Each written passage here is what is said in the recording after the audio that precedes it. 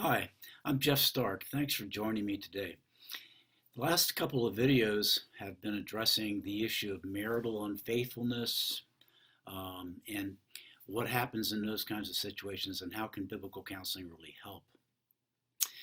Today and the next few videos, we're going to be talking about a very, very important component to counseling people who have gone through marital unfaithfulness, adultery, affairs, or perhaps are even going through it as they come through counseling.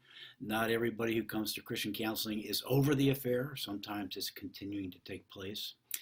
But as a Christian counselor, it's very important that we help our clients to understand what really is the root cause of marital unfaithfulness. What's the bottom line? What's the origin of that? What really is the cause of people going outside their marriage and having affairs? In doing that, counselors want to help distinguish between two things. They want to distinguish between the contributing factors that led to the affair and the root causes of having an affair. And they're very different. Those two things are very, very different. The contributing factors,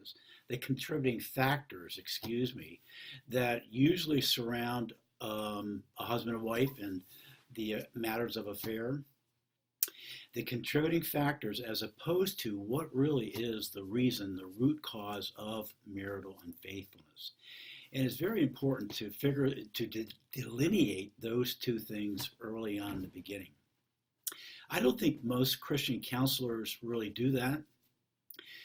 What we want to look at is what really is the root cause of people having affairs, as opposed to the contributing factors. So what do I mean by contributing factors? Well, it doesn't take long for a husband or wife to start telling you very emphatically what's been going on in the marriage and what are the contributing factors to it. Oftentimes, the man who had an affair will say of his wife, well, she's gained a lot of weight and she's become fat, she's become obese, she's become unattractive. And I work with attractive women. I know attractive women.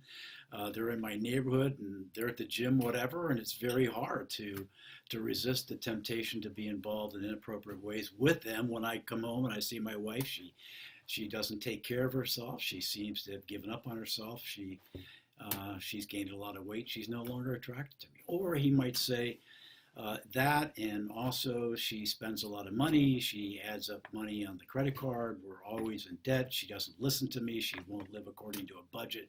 She does her own thing, and that's what has led me to do what I did in having this affair.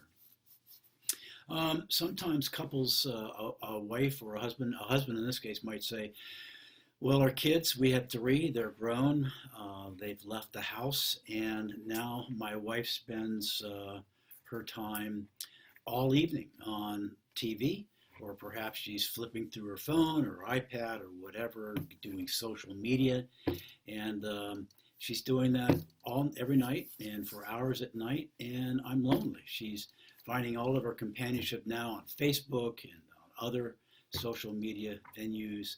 And we've drifted apart. I've asked her to do certain things with me, but she's uninterested. Sadly, we grew apart when raising our kids, and now that the kids are gone, we don't have anything in common. And I find her in front of the TV or in front of her iPad every night, flipping through and doing the social media thing, and just simply she doesn't show any interest in being with me. However, there is a neighbor down the street who I find to be very attractive and who is paying attention to me and who is listening to me, and we've developed a friendship. And out of that friendship has become something very, very dear that my wife and I have lost, and so that's the reason why I'm having this affair. There are other complaints that he might make of her as a contributing factor to having the affair. She might say very similar things. When we got married, he was young and attractive, but he's growing older and he's gained a lot of weight and he doesn't take care of himself. He doesn't go to the gym.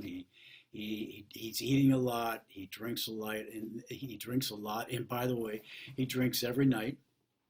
and he drinks every weekend. And when he drinks, there's just no way that we can relate as a couple.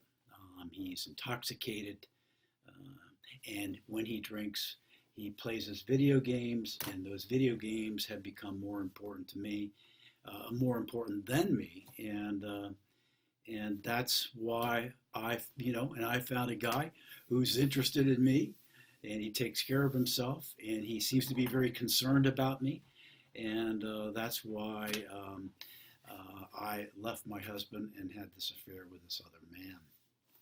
Lots of contributing factors. There could be in-law problems. There can be other sorts of reasons why one might say they had an affair. But those would all come under contributing factors to having an affair. They're very, very, very important, and those would become very evident very quickly in counseling. But they really don't get to the other factor, and that is what's the bottom line? What is the root cause to why one has an affair? A biblical counselor will take those contributing factors very, very seriously, and in their right time, in the right place, and in the right order.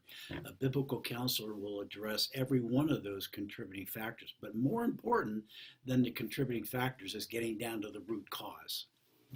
Here's an example.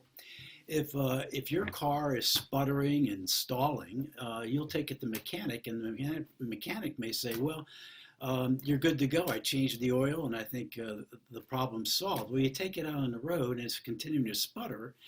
Well, you got a better car now because the oil's been changed, but it hasn't gotten down to the root origin of the problem, and that is in the engine block. Something's not going right down there, and don't ask me, a biblical counselor, what it might be. But that's changing the oil is not really gotten down to the origin, the root cause of why your car is not doing very well. You may go to the doctor, for example, again, number two, with a coughing. I'm coughing and I can't stop coughing. Well, the doctor may tell you to drink more fluids, and he may give you a cough suppressant, and that may cause the cough to stop, but probably not, because cough suppressants may not be getting to the root of the problem, the origin of the problem, which is really something's going on in your lungs, which has been undiagnosed. That is the root of it. Cough suppressant might help, but it's not getting down to the bottom. So what is it that causes marital unfaithfulness? What really is getting down to the bottom has to be determined. And because if you only deal with contributing causes, the outcome of counseling is not going to be successful because you're not getting down to the bottom. However, if you can help the clients understand what really is the root problem, and if that root problem can be solved, then everything else can be worked on as well successfully. I hope that helps. Helps you to understand the differences between contributing factors and the root causes. The next time that we have a video, our next video will get directly into what is the origin, what are the root causes, and I look forward to sharing those with you next time that we talk. I'll see you then.